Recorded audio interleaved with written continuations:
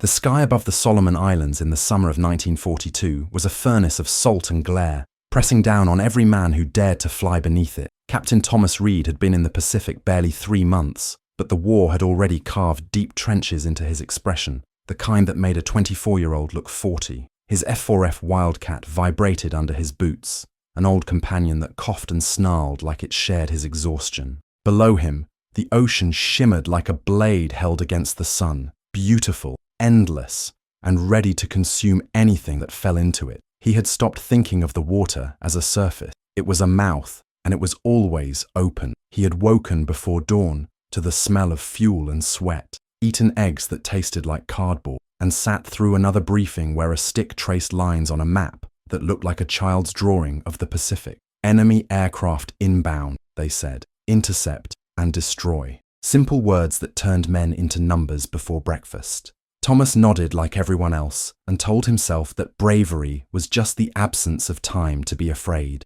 When he climbed into the cockpit, it was the only place that felt like his own, tight, loud, and honest. Up there, it was only him, his plane, and the man who wanted to kill him before he killed back. Far across that same expanse of air, Lieutenant Hiroshi Tanaka prepared his A6M0 for flight with the same ritual precision he had been taught since the academy. 21 years old, clean-faced, meticulous, he moved as if afraid to disturb the ghosts who watched over him. He thought of his father, who had died in China, and of the family shrine in Kyoto, where his mother still knelt each morning, her hands pressed together in the scent of incense and ash. Every time Hiroshi touched the aircraft's smooth metal skin, he imagined his father's spirit inside it, guiding him, judging him. To die in combat was not tragedy, it was fulfillment. The Emperor's cause was sacred, and his life already belonged to it. Yet as he looked toward the rising sun, painted on his wing, something inside him whispered that no cause could ever be clean enough to wash away the faces of the men he was ordered to erase. By noon, both men were aloft, Thomas leading a small patrol of Wildcats from Guadalcanal, Hiroshi among a squadron of Zeros sweeping from the north. The air between them thickened with heat and static. The first radar contact came like a spark, a warning before the storm. Within minutes, black dots became silver glints, and the Pacific sky folded in on itself. Thomas tightened his grip on the stick, glancing once at his wingman, Doyle, a kid from Nebraska with a grin that never seemed to fade even when the odds did. Doyle gave a thumbs up through the glass, the gesture of men pretending control over chaos. The next moment, their radios erupted with clipped voices and the code that meant it was time. The opening clash was chaos, pure and violent. Engines screamed as the two formations met head-on, streaks of tracer fire slicing through the air like molten threads. Thomas banked hard, pulling into a steep climb that sent his stomach into his throat. He fired short bursts, the guns rattling his bones, and watched a Zero flash past so close he could see the pilot's face, young, intent, almost serene. The moment passed in a blink, replaced by smoke and speed. His wingman's voice cracked through the radio, then cut off mid-word. Thomas looked right and saw Doyle's plane trailing fire, spinning out of control toward the sea. He yelled his friend's name into static, but the sky gave no answer. He leveled out, rage and fear mixing into something sharp that made him dive after the nearest enemy. Hiroshi caught the Wildcat in his sights just as the American rolled left to line up on another Zero. He squeezed the trigger once, twice, each burst a mechanical prayer. Tracers found their mark, shredding through the Wildcat's fuselage. Smoke poured from the engine, black and dense. He was ready to finish the job, to send this enemy into the sea, to erase one more face from the endless list. But something stopped him. Through the shifting haze, he saw the other pilot fighting the controls, the plane bucking violently, canopy open, sunlight glinting off the man's goggles. The Wildcat wasn't attacking anymore. It was falling, wounded and helpless. Hiroshi's finger froze. Training screamed at him to fire. His conscience whispered something else, something he couldn't translate but understood all the same. Thomas felt the cockpit fill with smoke, the acrid sting burning his eyes. The engine was dying, coughing its last mechanical breaths. He tugged at the controls, desperate, but the plane wouldn't climb. Oil pressure gone, altitude dropping. The ocean waited, vast and merciless.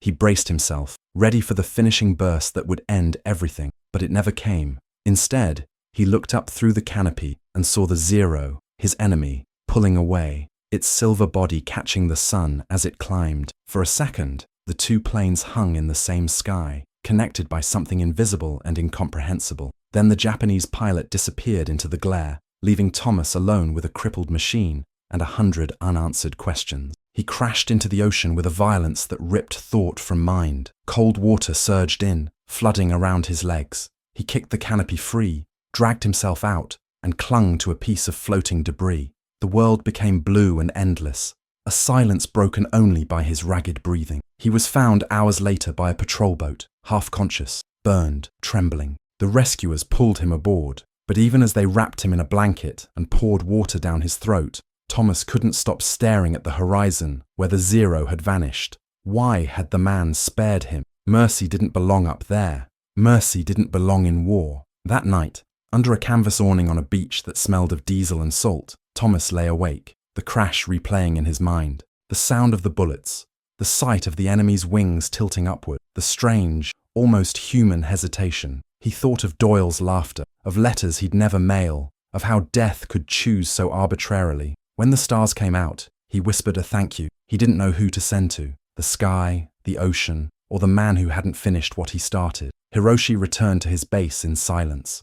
His commander demanded reports, numbers, confirmation of kills. He gave them facts and nothing else. He didn't mention the wildcat that had fallen smoking, but alive. That was his alone to carry. That night, he sat outside his barracks, the tropical air thick and unmoving. He looked at his hands, still smelling faintly of oil and cordite, and realized they had not obeyed the code. He should have felt shame. Instead, he felt confusion, something fragile and new, like the edge of guilt wrapped around relief. He thought of the American pilot's face behind the cracked glass, and for reasons he couldn't explain, he hoped the man had survived. In the days that followed, both men returned to their duties, swallowed again by the machinery of war.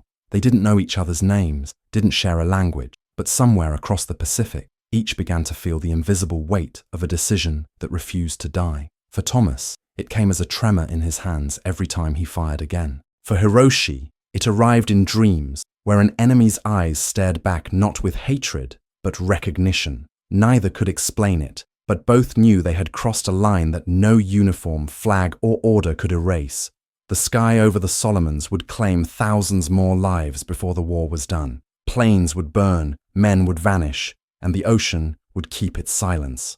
Yet somewhere above that vast expanse, a small act of mercy had already taken flight, traveling unseen through the years to a time neither man could imagine, a time when they would stand face to face again, not as soldiers, but as survivors. If you're watching this story, tell me in the comments where you're from, just your city or country. It's always powerful to know where these memories are finding new voices. The war did not end for either of them when the guns went silent. For Thomas Reed, it lived on in the static hum behind every quiet room, in the smell of burning oil that could surface from nowhere, in the way rain on tin could sound like machine gun fire if you listened too long. When the Pacific War finally collapsed into victory in 1945, the celebrations felt hollow to him. He was still breathing, yes, but the part of him that had flown out over the Solomons never fully came back. The medal they pinned on his chest caught the light just right, but all he saw, reflected in its shine, was Doyle's grin fading into smoke. He learned to smile for photographs, to tell the stories people wanted to hear, and to skip over the one that never quite fit, the day a Japanese pilot had mercy. It didn't belong in the hero's script. There was no chapter for it. He went home to Kansas and to the quiet farm that now felt impossibly small after the sky he'd lived in. He tried to build something like peace. He married, raised 2 children, taught his son how to throw a baseball and his daughter how to read. On Sunday mornings, he sat at the kitchen table with coffee and a newspaper, pretending the world was as simple as the headlines made it. But every once in a while, the smell of salt water would drift through his memory, and he'd look out the window at the wide plains and see only the Pacific stretching forever,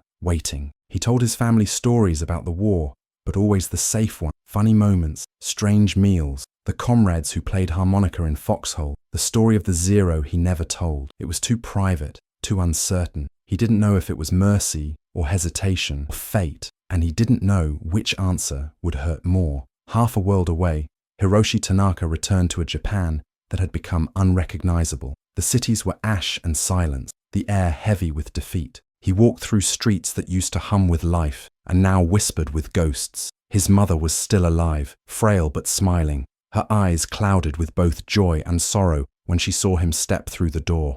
She thanked the spirits for his return, but Hiroshi felt only guilt. Too many had not come back. Too many names had been carved into tablets and shrines, and his own name should have been among them. He wondered if he had stolen his life from another man's death. In the years that followed, Hiroshi became a teacher. It was the only profession that made sense to him, building something instead of destroying it. He taught physics to restless young boys who looked at him with respect but not understanding. They did not know what it meant to watch a friend vanish in fire or to see the enemy's humanity through cracked glass. He spoke of equations and trajectories, never of zeros and wildcats.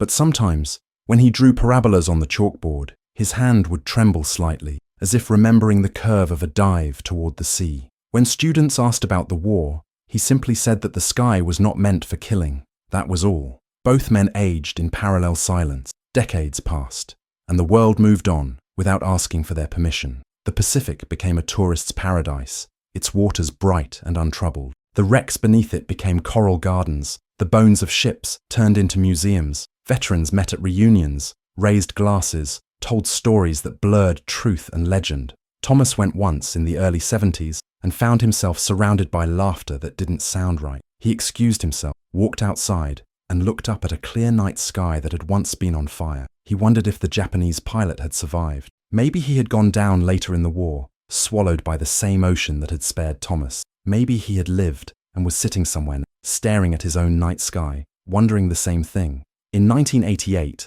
a letter arrived from a veterans organization planning a peace conference in Tokyo. Thomas almost threw it away. He hadn't been back to Asia since the war and didn't see the point. But his wife insisted, said maybe it would give him closure, though she couldn't have known how deep that word cut. After a week of silence, he agreed. He didn't expect peace.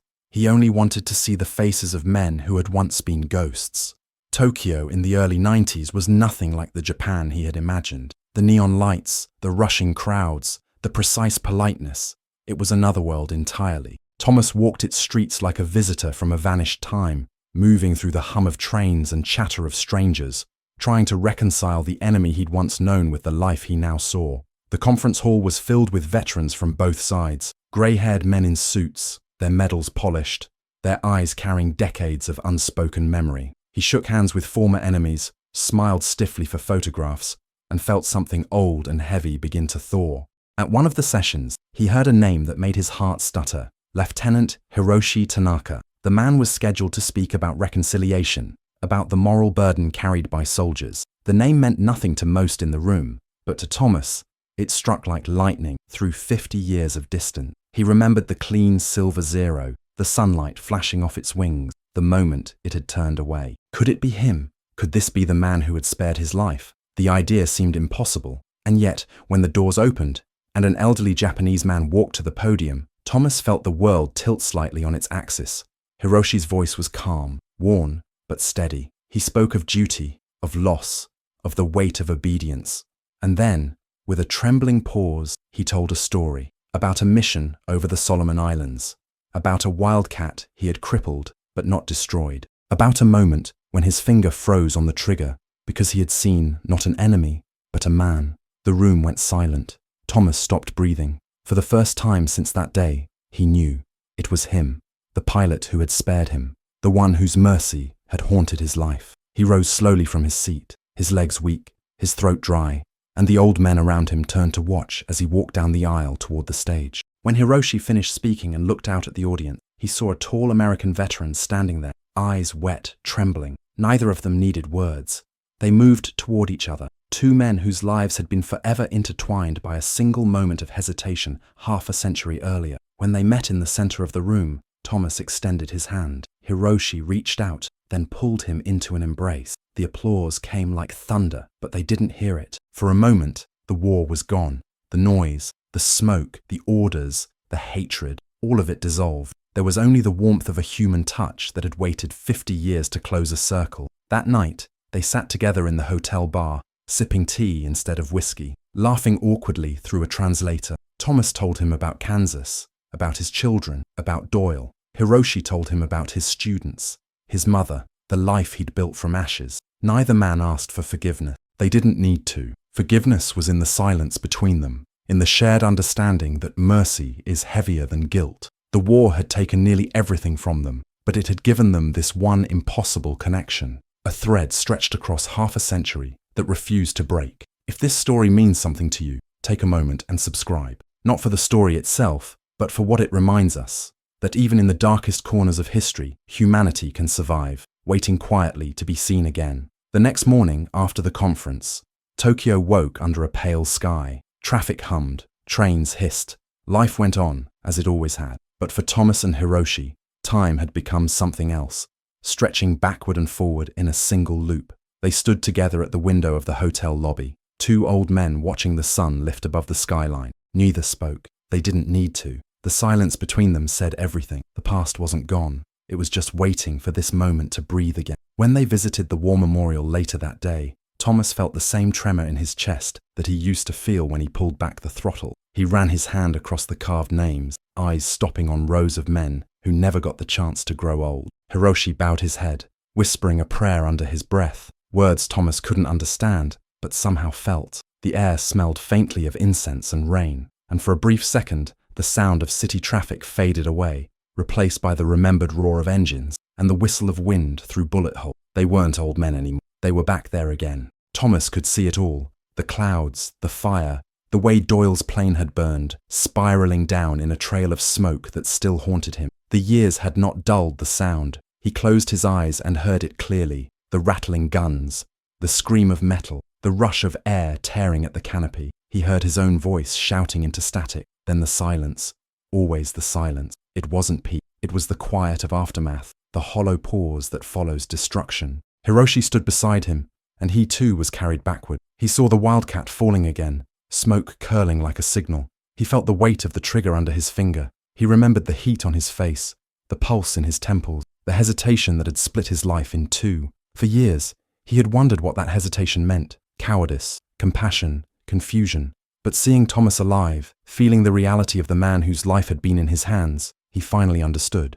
It had been the first time he had truly seen an enemy, not as a target, not as an order, but as another version of himself. They walked together through the garden outside the memorial, the air heavy with the sound of cicadas.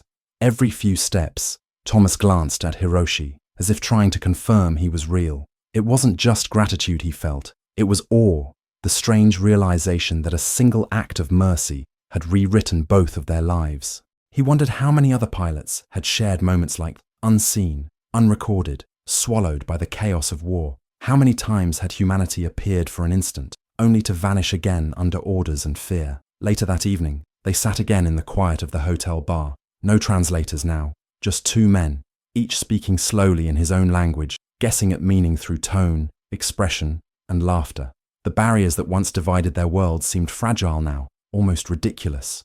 When Hiroshi poured the tea, Thomas raised his glass and said the only words that mattered: "You saved me." Hiroshi looked at him for a long moment before replying softly, "No, you saved me too." And maybe that was true.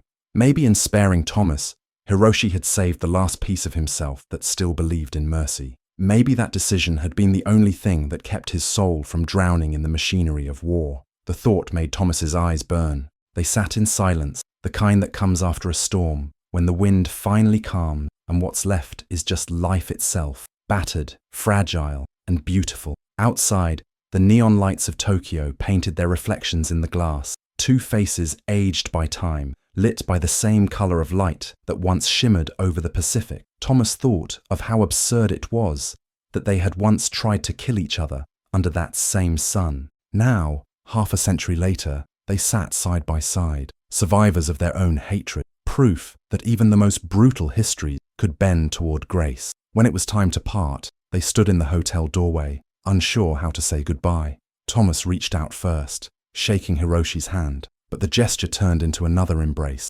tight, genuine, final. Hiroshi whispered something in Japanese, his voice trembling. The translator nearby said softly, "He said you can stop fighting now." Thomas nodded, eyes wet. "So can you," he replied. That night, long after Hiroshi had gone, Thomas sat by his window, watching the city lights blur into the darkness. He felt peace. Not the peace of victory, but the peace of understanding. the kind that comes too late but still mattered. He realized that the war had never truly ended for him until now. Mercy, he thought, was not weakness. It was the hardest courage of all. He reached into his pocket and unfolded a small, faded photograph. His old squadron, smiling, unaware of how fragile they were. He looked at their faces and whispered, "We made it home." Outside, the lights of Tokyo shimmered like the sea. If you felt something in this story, if it reminded you that kindness can survive even in the darkest places, subscribe now, because stories like this keep the past alive, and somewhere out there, another heart might need to hear it too. Thomas awoke before dawn, the city still quiet, wrapped in a faint mist that blurred the skyline. He had dreamed of the ocean again, not the calm water he'd come to know in peace, but the endless blue that had swallowed men whole, the sky that had once felt both sacred and cruel. He sat by the window of his hotel room, his hands trembling slightly as he poured coffee. 50 years of life had built a shell around his memories, but now, after meeting Hiroshi, every layer had peeled back. It was strange how memory worked, how a single face could unlock a flood that no time could contain. He looked down at his reflection in the black coffee and saw for a moment the younger man he'd been, sunburned, furious, terrified, and alive by someone else's choice. Outside, Tokyo was waking. Street vendors opened shutters. Trains thundered below. Businessmen hurried through the streets with briefcases and phones. It was a rhythm that belonged to the living, to those who had never known the taste of cordite or the echo of dying engine. Thomas envied them. He envied their unscarred mornings. But as he watched the people move through the fog, he realized something. This city, rebuilt from ashes, was proof that the world could heal. And maybe, just maybe, so could he.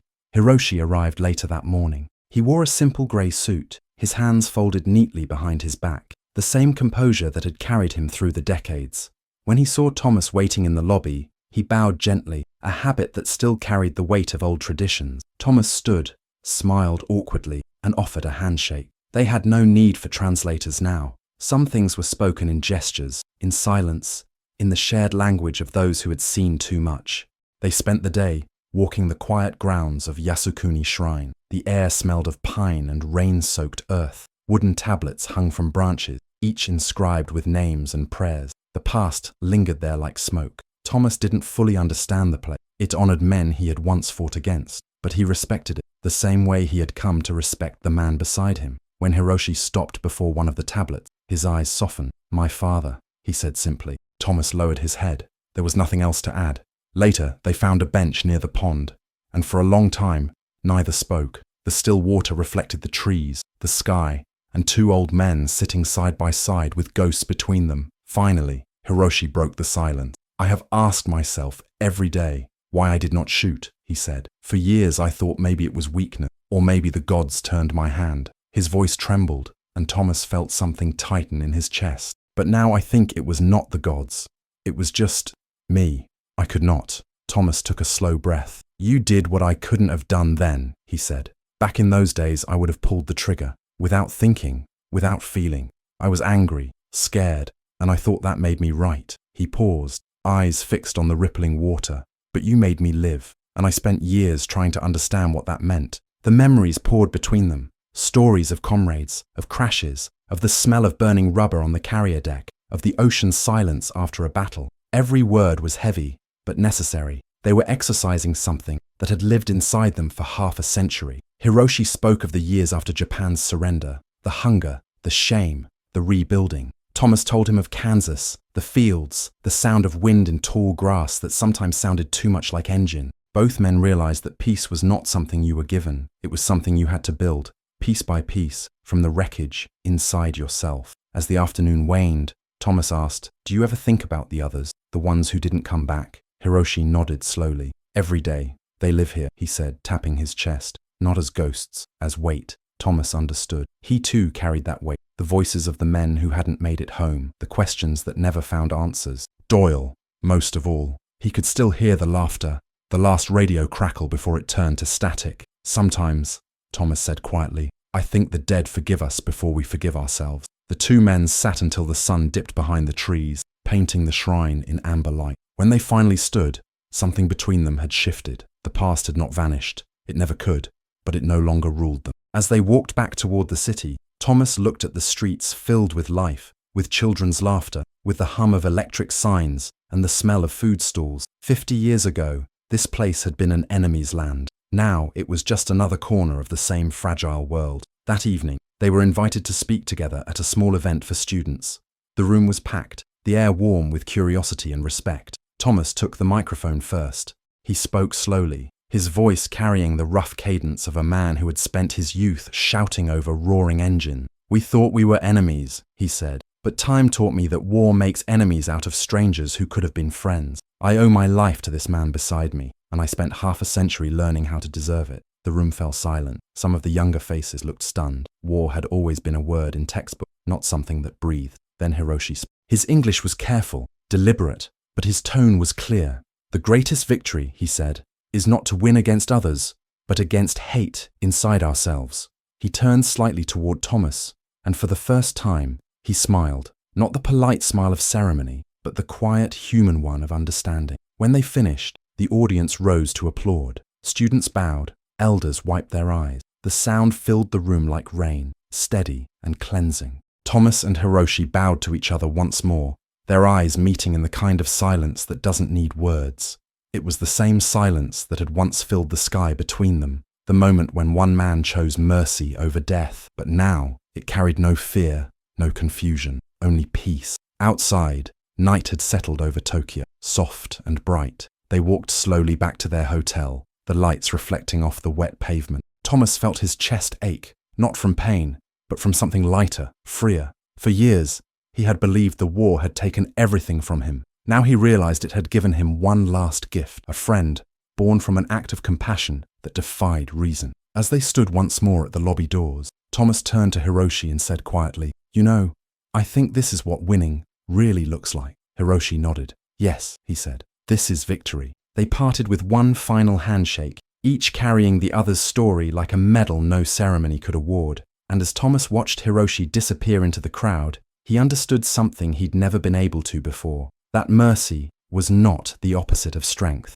It was its purest form. If you believe stories like this deserve to live on, subscribe now. Because every time we remember mercy, we keep humanity alive. And that's the only victory that ever truly mattered. Thomas left Tokyo a few days later, carrying nothing but a small suitcase and the quiet weight of peace. The flight home was long, and somewhere over the Pacific, he pressed his hand to the airplane window and stared down into the dark expanse beneath him. It was the same ocean that had tried to take him 50 years ago, the same sea that had watched his friends vanish and his youth dissolve into gunfire. Yet now, it looked different. The water wasn't a grave anymore. It was a mirror, vast and forgiving, reflecting the faint light of the moon. For the first time, he didn't see ghosts in its depths. He saw continuity, life stretching forward, unbroken, unafraid. When he landed in Kansas, the air felt thinner, the horizon lower, but the sky above his farm seemed somehow larger than before. His wife was waiting for him at the gate, eyes soft, smile trembling, as if she'd been holding her breath since the day he left. They didn't talk much on the drive home. They didn't need to. She could see in his face that something had shifted. The man who'd gone to Tokyo had carried the war like a stone in his chest. The man who came back had finally set it down. That night, Thomas sat on the porch watching the wind roll through the fields. The tall grass moved like waves, whispering against the wooden rails. He thought about Hiroshi, about their conversations, about the way time had folded in on itself during those few days. It amazed him how easily two men who had once tried to kill each other could talk about gardens, grandchildren, the taste of tea. War, he realized, wasn't the opposite of peace.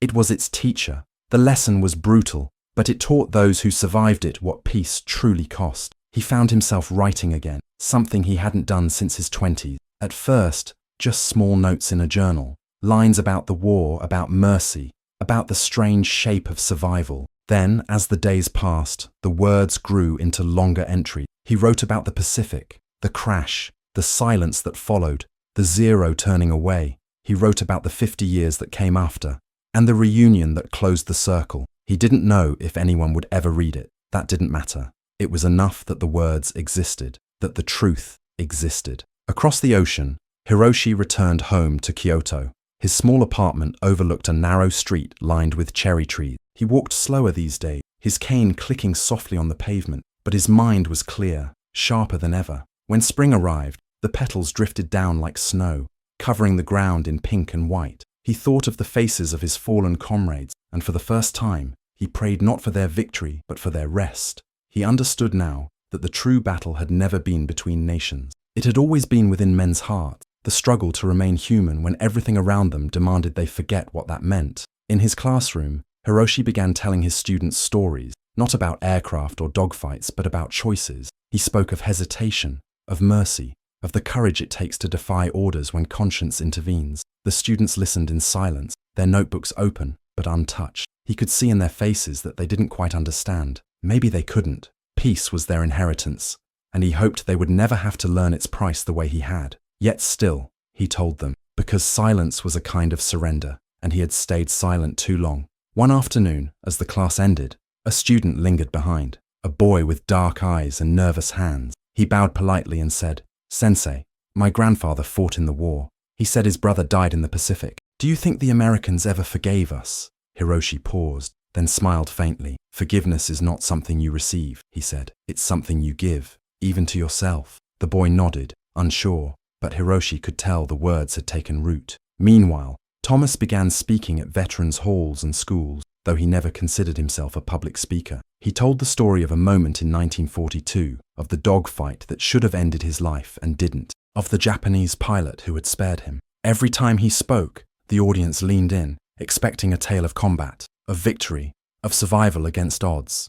But Thomas always paused before the ending. He told them that what saved him wasn't luck, or skill, or destiny. It was mercy. And every time he said that word, the room grew still. One evening, after a speech, a young woman approached him. She was maybe 20, her hair tied back, her voice soft. "My grandfather fought in the Pacific too," she said. "He never talked about it, but I wish he could have met you. Maybe it would have helped him let go." Thomas smiled gently. "Maybe," he said, "but letting go isn't something someone can do for you. You just have to decide you're tired of carrying it." As months turned into years, Thomas and Hiroshi kept in touch through letters. They wrote about small things, the weather, their families, the aches of age. But beneath every line was the same unspoken message. "I remember you. You are part of my story." It was strange, Thomas thought, how war had given him the closest friend he'd ever have. In one of Hiroshi's letters he wrote, "When I spared your life, I did not know I was saving my own future too." Thomas read that line over and over until it etched itself into his heart. In 1995, Thomas returned to Tokyo once more for a documentary project. The film crew asked him to stand beside Hiroshi at the airfield where they had first met in combat. The location had changed, of course. No runways, no hangars, only grass and silence. But the air felt familiar. Thomas stood with his hand on Hiroshi's shoulder as cameras rolled, the two of them framed against the wide sky. "This is where it happened," the interviewer said. "Do you remember what you thought when you saw each other that first time?" Thomas smiled faintly. "I remember thinking I was about to die," he said. "And I remember realizing that sometimes death gives you back your life. You just don't know it yet." Afterward, the crew packed up, and the two men stayed behind. They sat on the grass, not as veterans, not as witnesses of history, but as two people who had finally made peace with themselves. The sun was setting, washing the field in orange light. A breeze passed through, warm and steady, and for a moment, Thomas could almost hear the faint echo of propellers, the hum of engines far away. He closed his eyes and whispered, "Thank you." Hiroshi said nothing, but his hand rested lightly on Thomas's arm, steady and sure. When Thomas flew home that final time, he didn't look back. The war no longer followed him. It had finally stayed behind, resting where it belonged, in memory, not in his soul. If you've stayed with this story so far, take a second to subscribe. Not for me, not even for them, but for the message that still matters today. Mercy can outlive war, and humanity can survive anything if we let it. The years slip by quietly, the way twilight fades without anyone noticing until the room has already gone dark. Thomas Reed grew old the way veterans do, not suddenly, but gradually, with small betrayals from his own body. His hands shook a little when he buttoned his shirts. His knees clicked when he climbed the porch steps, but his mind remained sharp, and his heart, at last, was calm. He still woke early, still brewed his coffee strong, still read the morning paper cover to cover, even though the headlines seemed smaller now. The noise of the world no longer reached him the same way. Maybe it was because, after all he had seen, the world's noise sounded a lot like He kept Hiroshi's letters in a wooden box on his desk, each one written in careful, almost calligraphic handwriting, the English slightly imperfect, but beautiful in its precision. They had written for nearly a decade, trading thoughts like pieces of a puzzle only they could solve. When Thomas's wife passed, Hiroshi's letter came wrapped in black ribbon, the paper heavy with condolence. "Loss is not the end," it read. "It is the continuation of love in silence." Thomas kept that one close, reading it often in the long Kansas evenings when the wind howled through the cornfields like the sea he could never forget. By then, Hiroshi's health had begun to fade as well. His students noticed the changes: slower steps, longer pauses between words. He would sit by the classroom window more often, watching clouds drift by as if searching for old formations. When the cherry blossoms came each spring, he thought of Thomas. He imagined the vast American plains shimmering under sunlight,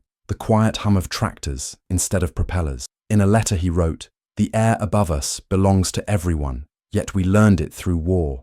How strange it is that the sky which tried to kill us both became the place where we found forgiveness." They had plans to meet again, one final time, but age doesn't respect plans. When Hiroshi fell ill, his son wrote to Thomas on his behalf. The letter was simple, almost apologetic. "Father speaks of you often. He says your friendship was the final proof that mercy is real." Thomas read that line again and again, his throat tightening with the weight of something he couldn't name. He sat down at his desk that evening and began to write his reply, not just to Hiroshi, but to the man he had been 50 years earlier, the one who had crashed into the ocean and been reborn by grace. He wrote for hours, about fear, about duty, about the invisible thread that had connected two strangers in a sky full of hate. He wrote that he finally understood the lesson Hiroshi had given him, that war doesn't end when the last bullet is fired, but when the last hatred is put to rest. He ended the letter with 4 words: "You saved us both." He sealed it and mailed it the next morning,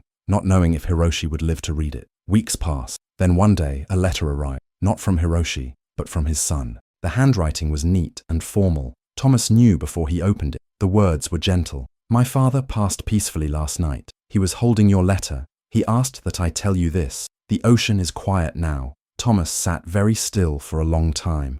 Outside, the wind had died, and the world seemed to pause with him. He imagined Hiroshi's final moments, the steady breath, the soft light, the quiet dignity. He imagined his friend slipping away into the same silence that had once separated them, and realizing that, this time, it was not a silence of war, but of peace. In the weeks that followed, Thomas spent more time outdoors. He walked the fields every morning, the horizon stretching endless in all directions. Sometimes he stopped and looked up, tracing the slow movement of clouds, their edges glowing like silver wings. He found himself whispering to the sky, not words exactly, just gratitude, unspoken but deeply felt. He no longer needed to see Hiroshi to know he was there. The connection they shared had moved beyond distance, beyond time, into something both quieter and stronger. That autumn, a historian visited him to record an oral interview for a veteran's archive. Thomas sat in his favorite chair, his voice slow but steady, as he told the story one last time.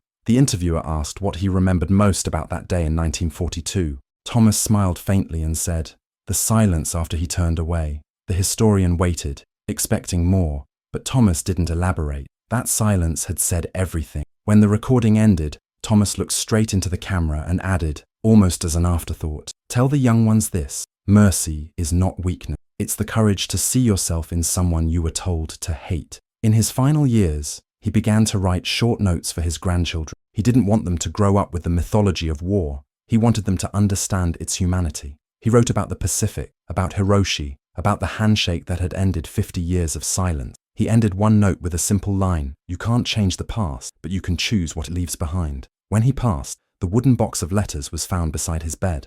On top was one envelope, unsealed. Inside was a photograph from the Tokyo conference. Thomas and Hiroshi standing side by side, smiling, both wearing small pins in the shape of paper cranes. On the back, in Thomas's handwriting, were 5 words. He turned away. I lived. The box was donated to a museum the following year, displayed in a small glass case beside an old pilot's helmet and a folded American flag. Visitors who stopped to read the letters often left in silence. Some cried, some smiled, but most simply stood there, looking at the 2 photographs of men who had once been enemies, and felt the truth that words could never quite hold, that sometimes the smallest act of mercy can echo louder than war itself. If stories like this move you, if you believe history's humanity deserves to be remembered, subscribe now, because somewhere, someone still needs to hear that forgiveness is stronger than fire, and that peace begins in one heart, before it ever reaches the world. Years after both men had gone, their story refused to fade. It drifted quietly across decades, whispered in classrooms, printed in books, shared in films and quiet conversations between people who still believed that history wasn't only written in blood. It was written in mercy too.